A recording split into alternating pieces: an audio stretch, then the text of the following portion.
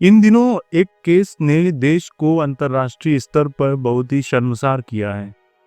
हम बात कर रहे हैं उड़ीसा की राजधानी भुवनेश्वर की, जहां एक यूनिवर्सिटी के हॉस्टल में नेपाल की एक 20 साल की छात्रा की लाश बहुत ही रहस्यमय तरीके से हॉस्टल के स्टाफ को उसके कमरे में मिली।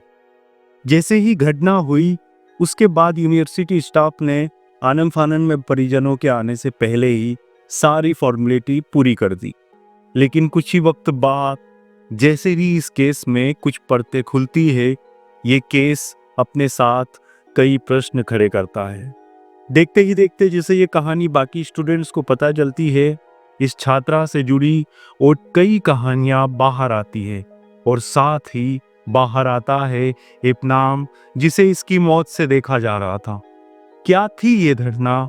आखिर 16 फरवरी की उस दोपहर को उस लड़की के साथ लाइब्रेरी और हॉस्टल के उस रूम में क्या हुआ था? कैसे उड़ीसा के एक शहर से निकली ये कहानी नेपाल के संसद तक पहुंचती है? साथ ही बाहर आते हैं कुछ वीडियो, एक कॉल रिकॉर्डिंग, जिससे ये केस किसी दूसरी दिशा में मुड़ जाता है। जानेंगे इस वीडियो में सब कुछ। आप बने रहिए और साथ में चैनल को सब्सक्राइब जरूर कीजिएगा और वीडियो को अंत तक देखिएगा। नमस्कार दोस्तों, मैं पीयूष बहल से आप सभी का एक दफा फिर से अपने वीडियो में स्वागत करता हूं। यह घटना है उड़ीसा की राजधानी भुवनेश्वर में मौजूद एक university, Kalinga institute of industrial technology यानी KIIT। ये उड़ीसा के सबसे अच्छे इंस्टीट्यूट में से एक है, जहां न सिर्फ देश के बल्कि आसपास के देशों के हजारों स्टूडेंट पढ़ने के लिए आते हैं। इसी यूनिवर्सिटी में 14 फरवरी को एक फेस्ट था, जिसमें देश भर से कई स्टूडेंट्स आए थे। ये 3 दिन का फेस्ट था, जिसमें एक दिन फेमस सिंगर बादशाह ने अपनी परफॉर्मेंस दी। सभी स्टूडेंट्स खुश थे, लेकिन इन्हीं खुशियों के बीच 2 दिन बाद यानी 16 फरवरी को दोपहर में करीब 3 बजे गर्ल्स हॉस्टल के एक कमरे में नेपाल के काठमांडू की एक स्टूडेंट प्रकृति लम्साल की बॉडी रहस्यमयी हालातों में पाई गई। इसी दिन यानी 16 फरवरी को ही दोपहर करीब 1-2 बजे के आसपास प्रकृति ने अपने घर पर फोन पर बात की थी और ये कहकर फोन रखा था कि मैं फेस्ट में जा रही हूँ, आने में देर हो जाएगी। सब कुछ आम सा था। आमतौर पर ऐसी किसी भी घटना से हमारा किसी का भी सामना होता है तो पहले पुलिस को बुलाया जाता है और सारी फॉर्मेलिटी की जाती है। कोई भी आम आदमी हो, आप हो या मैं, हम सभी यही करेंगे। लेकिन हजारों बच्चों के भविष्य का ठेका लेने वाले, बच्चों का भविष्य बनाने वाले ये लोग इतना भी नहीं जानते थे। इनकी बुद्धि घास चरने गई थी। यूनिवर्सिटी वालों ने आनन फानन में प्रकृति लम्साल का शव भी उतार लिया और अपने ही लेवल में जल्दबाजी में बॉडी को अपनी ही यूनिवर्सिटी के एक मेडिकल कॉलेज KIMS में भेज दिया। सिर्फ इतना ही नहीं, किसी भी जगह इस तरह की घटना होती है तो क्राइम सीन को पूरी तरह सील कर दिया जाता है, लेकिन यहाँ भी ऐसा कुछ देखने को नहीं मिला। प्रकृति लम्साल की बॉडी मिलने के बाद ही यूनिवर्सिटी और पुलिस इतनी जल्दी में थे कि बिना किसी शुरुआती जांच के यूनिवर्सिटी के कहने पर मामले को आत्महत्या का मामला मानकर दर्ज कर लिया गया। साथ ही शाम को करीब 5 बजे ये खबर उसके घर पर उसके पिता को दे दी गई और उन्हें भुवनेश्वर आने के लिए कहा गया। कुछ ही घंटों में जैसे जैसे ये बात यूनिवर्सिटी के स्टूडेंट्स तक फैलती है, वैसे ही प्रकृति लम्साल और उसके जीवन से जुड़ी और भी कई कहानियां सामने आती है। साथ में सामने आता है एक नाम जो सीधे तौर पर प्रकृति लम्साल की मौत से जोड़कर देखा जा रहा था। लेकिन जो सबसे बड़ा सच था वो उस कमरे में छुपा था जहां प्रकृति की लाश मिली। सोशल मीडिया की इस तेज भागती दुनिया में प्रकृति लम्साल की मौत के बाद ही शाम तक ये बात वहां पढ़ने वाले तमाम स्टूडेंट तक पहुंच जाती है। स्टूडेंट्स जिनमें नेपाल के 20 सैकड़ों बच्चे थे और साथ में वहां पढ़ने वाले अन्य भारतीय और दूसरे देशों के स्टूडेंट्स। ये तमाम स्टूडेंट्स कैंपस में इकट्ठा होते हैं और जस्टिस फॉर प्रकृति के नारे बुलंद कर प्रोटेस्ट करते हैं। इस प्रोटेस्ट के पीछे कई कारण थे। प्रोटेस्ट कर रहे छात्र सिर्फ यही डिमांड कर रहे थे कि इस मामले की जांच निष्पक्ष तरीके से की जाए। उनकी मांग जायज भी थी, क्योंकि जिन हालातों में प्रकृति की लाश मिली थी वो अपने साथ कई प्रश्न खड़े करती हैं। पहला प्रश्न ये कि प्रकृति के गले में एक दुपट्टा था जिसे कहा जा रहा था कि ये फांसी का मामला है, लेकिन उस दुपट्टे की लंबाई आमतौर पर काफी ज्यादा थी। वो झूल नहीं रही थी बल्कि नीचे थी। साथ ही उस दुपट्टे का एक सिरा आप वीडियो में देख सकते हैं, पंखे के बीच में नहीं बल्कि पंखे की ब्लेड से बंधा था। आप ही अंदाजा लगाइए, अगर हम प्रकृति का वेट 45 से 50 किलो भी मान ले तो क्या पंखे का एक ब्लेड इतना वजन सहन कर सकता है। तीसरी जो कहानी सामने आई वो ये कि प्रकृति की कुछ समय पहले आद्विक श्रीवास्तव नाम के एक लड़के के साथ दोस्ती थी। वो उस लड़के के साथ एक टॉक्सिक रिलेशनशिप में थी। आद्विक के साथ कॉलेज की लाइब्रेरी में 16 फरवरी की दोपहर को उसका झगड़ा हुआ था। आद्विक की बात करें तो आद्विक यूपी के लखनऊ का रहने वाला है। वो एक बड़े घर से ताल्लुक रखता है और पिता यूपी में सत्ताधारी पार्टी के नेता है। यूनिवर्सिटी आनंद फानन में आद्विक और साथ में अपनी साख को बचाने में लग जाती है। दरअसल आद्विक प्रकृति को कुछ समय से तंग कर रहा था। इसकी कंप्लेन प्रकृति और उसके दोस्तों ने वहां मौजूद एक डिपार्टमेंट को भी की थी जो विदेशी बच्चों के मामलों को देखती थी। लेकिन कई शिकायतों के बाद भी इस मामले में कई महीने बीत जाते हैं, लेकिन किसी तरह की कोई सुनवाई नहीं होती। लेकिन आग में जो घी का काम करने वाली थी वो प्रकृति और आद्विक के फोन रिकॉर्डिंग की ये क्लिप थी। बताया जा रहा है कि ये क्लिप कई महीनों पहले या पिछले साल की है, लेकिन ये इन दोनों के जब रिलेशनशिप चल रहा था उसके साथ की है, जिसमें साफ तौर पर सुना जा सकता है कि कैसे आद्विक प्रकृति को अपने पैरों की जूती समझता था। इस रिकॉर्डिंग में कई जगह बीप हैं। उसे आप अपने विवेक से माँ बहन की गाली के लिए बनाए गए कुछ शब्द समझ सकते हैं जो आमतौर पर समाज के हर तबके ने सुन रखे हैं। वैसे शब्द जो आजकल के सिनेमा का अहम हिस्सा है, वैसे ही शब्द जिनका जिक्र आजकल हमारे सोशल मीडिया इन्फ्लुएंसर कर रहे हैं। पहले सुनिए रिकॉर्डिंग। मेरे मुंह मत लग, मैं सच बताना कुछ उल्टा सीधा कर दूंगा। पूरा दिन शांति से रात जब आती चली आती है। मेरी मेहनत स्टार्ट किया। माफी मांग प्रकृति, मेरे मुंह मत लग यहाँ से। अजय कुछ माफ कर दो। मौत के बाद यूनिवर्सिटी का जो सबसे पहला काम होना चाहिए था वो निष्पक्ष जांच थी। पुलिस को बिना बताए उस रूम में किसी की भी एंट्री नहीं की जानी चाहिए थी। पुलिस के आने के बाद निष्पक्ष तरीके से मामला दर्ज कराना चाहिए था, लेकिन यूनिवर्सिटी उस वक्त अपनी ही मस्ती में थी, जैसे वो खुद ही सब कुछ थे। वही पुलिस थे, वही फॉरेंसिक एक्सपर्ट थे और आगे चलकर कोर्ट भी वही थे। यूनिवर्सिटी खुद को भगवान समझ रही थी। उन्होंने अपने ही लेवल पर सब करना जरूरी समझा। शुरुआती तौर पर ही सबूतों को मिटाने का काम किया गया। क्राइम सीन जैसा था अब वैसा बचा नहीं था। प्रोटेस्ट कर रहे स्टूडेंट की मांग थी कि वो वहां से जब तक नहीं हिलेंगे तब तक की फॉरेंसिक टीम नहीं आ जाती। साथ ही हॉस्टल की वो वार्डन ने पुलिस को कुछ ऐसा कहा जो स्टूडेंट्स ने सुना था कि प्रकृति का फोन उसके पास नहीं मिला, लेकिन ये बात कहीं से भी हजम नहीं हो रही थी। इसके पीछे भी एक तथ्य है कि घटना के बाद ही कहा जा रहा था हॉस्टल स्टाफ ने प्रकृति के लैपटॉप को, उसके फोन को और उसकी डायरी को कमरे से गायब कर दिया था। छात्रों की मांग थी कि उन्हें प्रकृति का फोन और लैपटॉप सिर्फ दिखाया जाए, वो देखना चाहते हैं कि वो कहाँ है, लेकिन वो काम भी नहीं हो सका और फॉरेंसिक टीम शायद गहरी नींद में थी।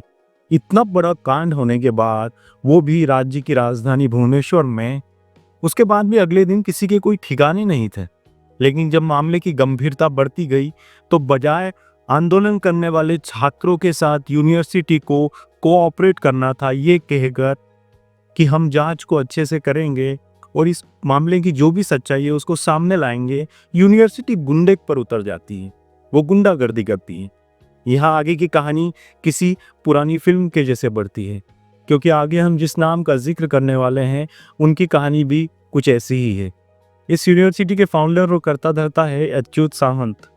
जब प्रोटेस्ट बढ़ते जाता है, देर रात तक कई स्टूडेंट शांत नहीं हो रहे थे अच्युत सामंत की एंट्री होती है। अच्युत सामंत उड़ीसा में एक बहुत बड़ा नाम है। कुछ समय पहले ये केबीसी में भी आए थे। आप यूट्यूब पर कई वीडियोस देख सकते हैं। इन्हें भारत सरकार और राज्य सरकार से कई अवार्ड्स मिल चुके हैं। इनका दबदबा है यहाँ। यूनिवर्सिटी वाले इन्हें भगवान की तरह मानते हैं। ये उड़ीसा की सबसे बड़ी पार्टी बीजेडी के एक बड़े नेता और पूर्व सांसद हैं। लोगों को वहाँ पर इनको लेकर एक मिलीजुली राय थी। पिछले लोकसभा चुनाव में हम इनके ही एरिया में करीब 1 महीना रुके थे। हमने काफ़ी कुछ सुना था इनके बारे में लोगों से, जो काफ़ी कुछ पॉजिटिव भी था और कुछ नेगेटिव भी। दरअसल KIIT का एक स्टूडेंट हमारे साथ था और उसने कब बहुत कुछ बताया। अच्युत सामंत एजुकेशन का किंग है उड़ीसा में। करीब 40,000 बच्चों के भविष्य का भार है इनके सर पर। इस पर मेरी कोई राय नहीं है क्योंकि मैं इन्हें जानता नहीं। सुनी सुनाई कुछ बातें हैं जो हर जगह मौजूद है, बस वही बता रहा हूँ। अच्युत सामंत वहाँ जाकर आंदोलन कर रहे स्टूडेंट्स को समझाने की कोशिश करते हैं कि ये मैटर आपका नहीं है, आपका काम पढ़ाई का है। आप घर जाइए, हॉस्टल जाइए, आराम करिए, परसों मिलेंगे।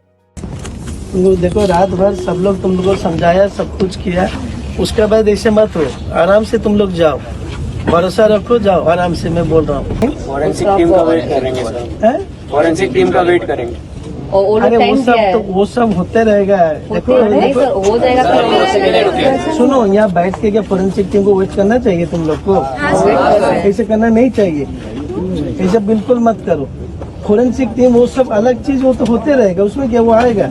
इसी के बाद एक कहानी ये भी आती है कि वहाँ इन्हें किसी से धक्का लगा और ये गिर गए। किसी ने जानबूझकर किया या गलती से, ये कोई नहीं जानता। इस बारे में किसी तरह का कोई सबूत यहाँ पर मौजूद नहीं है। लेकिन इस आंदोलन से यूनिवर्सिटी का जो ईगो है वो हर्ट हो गया। एक तरफ जहां यूनिवर्सिटी इस मामले को दबाना चाहती थी, सारे स्टूडेंट्स निष्पक्ष जांच की मांग करते हैं। सभी बच्चों को इकट्ठा करके शांति बढ़ाने के लिए कहा गया, जहां पुलिस भी थी। इंसिडेंट्स से रिलेटेड जो भी एविडेंस होंगे, चाहे रूम का कोई चीजें होंगी, चाहे वो किसी भी तरह का डिजिटल डिवाइस है या किसी भी तरह का कोई पेपर वर्क है या कोई भी चीजें, वो उसी तरह से हम लोग हैंडओवर करेंगे। और ये सभी लोग का दायित्व है। आप लोगों से हाथ जोड़ के विनती है कि आप लोग इस बात को इस तरह से ना करें। बच्चे के सुबह हमारा साइंटिफिक टीम आएगा, साइंटिफिक टीम, फोटोग्राफर्स, उसके सामने हमारा रूम को आप देख सकते हैं। अभी रूम नहीं खोल सकते हैं। Police are lying with us. They are changing every lines. They are changing every statements. Please help us, Indians. इसी के बाद यूनिवर्सिटी ने नेपाली स्टूडेंट्स के लिए एक तालिबानी फरमान जारी कर दिया। उन्हें कॉलेज से जाने के लिए कह दिया। इस बीच जब नेपाल के छात्रों ने इस बात का विरोध किया तो हॉस्टल वार्डन ने सभी लड़कियों को धमकाया। सामान जल्दी पैक करो, तो पुलिस आके पैक करेगा।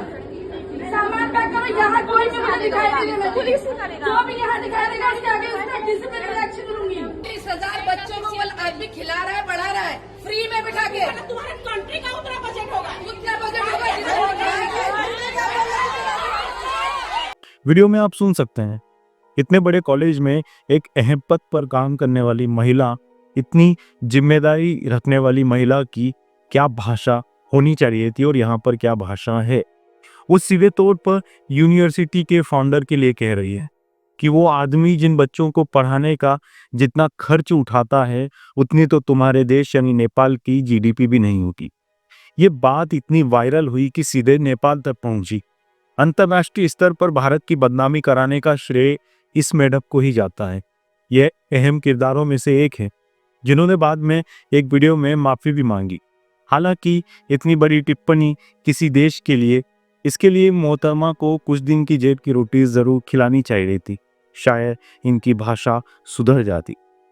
लाखों की फीस देने वाले इन बच्चों ने कॉलेज छोड़ने से मना किया क्योंकि आगामी कुछ महीनों में इनकी एग्जाम्स थी। लेकिन यूनिवर्सिटी वालों का मूड कुछ और ही था। उन्होंने बाहर से बाउंसर टाइप कुछ गुंडे बुलाए जो शायद इन्हीं की किसी संस्था में काम करते होंगे। वो लोग आए और बेगुनाह नेपाली छात्रों को इतनी बुरी तरह से पीटा जैसे वो कोई क्रिमिनल हो। स्टूडेंट्स को पीट कर निकाला गया और सैकड़ों स्टूडेंट्स के लिए बस तैयार कर उन्हें भेड़ बकरी के जैसे कहीं दूसरी जगह छोड़ दिया गया। अब आगे इनकी राजनीति देखिए। बच्चे एक जगह इकट्ठा होकर आंदोलन न करें, इसलिए कुछ बच्चों को जहां भुवनेश्वर का जो नज़दीक रेलवे स्टेशन था वहां छोड़ना था।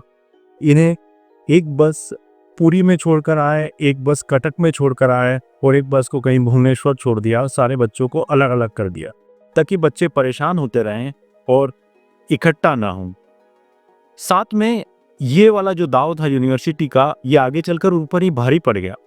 सड़कों पर नेपाली स्टूडेंट्स थे, भूखे प्यासे, किसी के पैरों में चप्पल नहीं थी क्योंकि वो अपने रूम पर नहीं गए थे। उनके पास किसी के पास कोई बैग नहीं था। कुछ लोग अपने कपड़े पैक जरूर कर पाए होंगे। इनके वीडियोस बनते गए सड़कों पर, रेलवे स्टेशन पर, और इस मामले में दखल हुआ नेपाली सरकार का, क्योंकि अभी तक उड़ीसा की जो बीजेपी सरकार थी उन्होंने नींद की गोलियां ली हुई थी और वो अभी तक गहरी नींद में सोई हुई थी। खुद की ज़्यादा बदनामी देख यूनिवर्सिटी ने दूसरा फरमान जारी किया जिसमें नेपाल के भगाए हुए सभी स्टूडेंट्स को वापस आने के लिए कहा। लेकिन अब तक काफ़ी देर हो चुकी थी। कई स्टूडेंट्स रेलवे स्टेशन से अपनी ट्रेनों में बैठ चुके थे और कई स्टूडेंट्स नेपाल बिहार बॉर्डर से अपने घर जा चुके थे। दिल्ली में मौजूद नेपाली दूतावास के लोग जब यूनिवर्सिटी आते हैं तो यहाँ पहले से पूरा तामझाम कर कर रखा था। उनके आसपास सिक्योरिटी की ऐसी लेयर तैयार की जाती है कि कोई भी नेगेटिव खबर उन तक न पहुँचे। साथ में बच्चों को भगाने के सवाल पर जो राजनीति हुई उसे शायद किसी भी मीडिया ने बताया नहीं। जिन सैकड़ों बच्चों को भगाया गया था उनमें से अभी कुछ ही बच्चे वापस आए थे, लेकिन इस खबर को ऐसे पेश किया जैसे सारे बच्चे आ गए। इस घटना के बाद ही पब्लिक में कुछ माफीनाते भी आए, लेकिन उन्हें देखकर ऐसा लग रहा था जैसे फोर्सफुली उन्हें किसी ने माफीनामे के लिए बैठाया और वीडियो बनवाया। लग रहा था जैसे किसी ने ज़बरदस्ती उन्हें इस तरह का कुछ करने के लिए कहा गया। होता है ना, जब कोई कांड काफ़ी बड़ा हो जाता है तो जो टॉप पर बैठे लोग हैं उन्हें कुछ नहीं होना चाहिए, इसलिए छोटे लोगों को बलि का बकरा बनाकर खुद के सारे काले काम जो है वो हम छुपा लेते हैं, जैसे फिल्मों में होता है, बस वैसा ही कुछ। इसके साथ ही मामले में अब कुछ गिरफ्तारियां भी हुई, जिसमें KIIT के 3 पदस्थ जो अधिकारी थे, एक निदेशक शिवानंद मिश्र, प्रताप चंपति और सुदीप कुमार रथ, और साथ में 2 सुरक्षा गार्ड जो थे, रमाकांत नायक और जोगेंद्र बेहरा को गिरफ्तार किया गया। गिरफ्तारी भी ऐसी कि कानून का मजाक बनाने के इससे अच्छे उदाहरण और कहीं देखने को नहीं मिलेंगे। जिन लोगों ने इतनी बेरहमी से बच्चों को पीटा वो महज 2 घंटे की गिरफ्तारी में पुलिस के मेहमान बनकर रहते हैं और फिर मस्त अपने अपने घरों में जाकर आराम करते हैं। कुल मिलाकर आसपास जितना भी सिस्टम था सब कुछ इन्हीं लोगों का था। इनकी मर्जी के बिना वहाँ पर कोई पत्ता भी नहीं हिलता था। इनकी मर्जी के बिना कोई मुंह तक नहीं खोल सकता था। पुलिस भी इनकी और सारा सिस्टम भी इनका। इधर इन सब घटनाओं में आद्विक फ्लाइट से यूपी के लखनऊ अपने घर जा चुका था, पुलिस की शरण से दूर, पिता की शरण में, लेकिन फिर उसे गिरफ्तार कर लिया गया। अब चलते हैं 16 फरवरी के उस दिन आखिर क्या हुआ था प्रकृति लम्साल के साथ। कुछ स्टूडेंट्स और खबरों के अनुसार प्रकृति और आद्विक के बीच लाइब्रेरी में झगड़ा हुआ। झगड़ा जब धीरे धीरे बढ़ने लगा तो उसी झगड़े में प्रकृति की मौत हो गई। यह हत्या न लगे इसलिए क्राइम सीन को अपने अपने हिसाब से पूरी तरह से प्रोग्राम किया गया। सारे ओरिजिनल सबूत मिटाए गए और उनकी जगह कुछ नए सबूत पुट किए गए, जिससे मामला ऐसा लगे कि किसी की भी गलती नहीं है। कुछ स्टूडेंट्स के अनुसार और खबरों के अनुसार झगड़े के बाद प्रकृति के रूम में आद्विक भी था। वहीं प्रकृति ने अपनी मौत से कुछ घंटे पहले घर पर बात की तो घर वालों के अनुसार वो बिल्कुल भी परेशान नहीं लग रही थी। ये बात शायद उस झगड़े से पहले हुई होगी जब उसका मूड ठीक होगा। हालांकि सच क्या है ये जांच में ही सामने आएगा। यह हत्या है या आत्महत्या। अगर पुलिस और सिस्टम पूरी ईमानदारी से काम करे तो ये कोई बड़ी बात नहीं लगती। कोई इतना बड़ा केस नहीं है जिसे सुलझाया नहीं जा सकता हो। नेपाल की सरकार के अनुसार अब तक बिहार के बॉर्डर से करीब 150 से ज़्यादा स्टूडेंट अपने देश आ चुके हैं। उन्होंने मीडिया से बात करते हुए यही कहा कि उनके साथ KIIT यूनिवर्सिटी ने इंसानों जैसा सलूक नहीं किया। उन्हें जानवरों की तरह मारा गया, भगाया गया और साथ में उनके देश के लिए कई गलत टिप्पणियां भी की गई, जो कहीं से भी गलत नहीं था। सबूत तो यही दिखा रहे थे जो बच्चे बोल रहे थे। नेपाल की फॉरेन मिनिस्टर आरजू राणा के अनुसार उन्होंने भारत सरकार और उड़ीसा के एजुकेशन मिनिस्टर से बात करके विभिन्न डिप्लोमेटिक चैनल्स के माध्यम से इस मुद्दे को सुलझा लिया है। साथ ही ये भी कहा कि जितनी जल्दी हो सके स्टूडेंट्स को उनकी क्लासेस तक भेजा जाए, क्योंकि इनकी एग्जाम्स है और इस मामले की जांच हो उड़ीसा सरकार भी देर से ही सही जागी और उन्होंने एक फैक्ट फाइंडिंग कमेटी गठित की जो निष्पक्षता से इस केस में सबूत इकट्ठा करेगी। कितनी निष्पक्षता से, ये वक्त और अधिकारियों की नीयत से पता चलेगा। इस बीच जब प्रकृति के पिता भारत पहुंचे, उन्होंने कुछ इमोशनल बातें भी करी। उन्होंने कहा कि उन्होंने अपनी बच्ची को यहाँ पढ़ने के लिए भेजा था, लेकिन उन्हें नहीं पता था कि उनकी बेटी अब कभी घर नहीं आ सकेगी। वो अब इस मामले में निष्पक्ष जांच चाहते थे और अगर प्रकृति के साथ कुछ गलत हुआ तो उसके लिए न्याय चाहते थे। साथ में हम भी यही चाहते हैं। इस मामले में नेपाल में काफ़ी लोग भारत की आलोचना कर रहे हैं। अगर कोई ये वीडियो देख रहा है तो मैं कहना चाहता हूँ कि कुछ यूनिवर्सिटी के गिने चुने लोगों को छोड़ दे तो पूरा भारत प्रकृति के साथ खड़ा है। हम भी जस्टिस चाहते हैं, हम भी न्याय चाहते हैं। हम नेपाल के साथ हैं, हम सच के साथ हैं। आज हमारी कोई बच्ची अगर विदेश में इस तरह की किसी घटना का शिकार होती तो शायद हमें भी उतना ही बुरा लगता जितना नेपाल के लोग इस वक्त महसूस कर रहे हैं। इस वीडियो में फिलहाल इतना ही। इस घटना से जुड़ी हुई कोई भी बड़ी अपडेट होगी तो ज़रूर आप लोगों तक पहुंचाई जाए। आप सभी से गुजारिश है कि चैनल को सब्सक्राइब ज़रूर करें, वीडियोस को लाइक करें और साथ में इस मुद्दे से जुड़े हुए कोई भी प्रश्न या कोई फैक्ट्स हैं तो आप कमेंट्स ज़रूर कर सकते हैं। एक बार फिर से आप सभी का बहुत सारा आभार, बहुत बहुत शुक्रिया।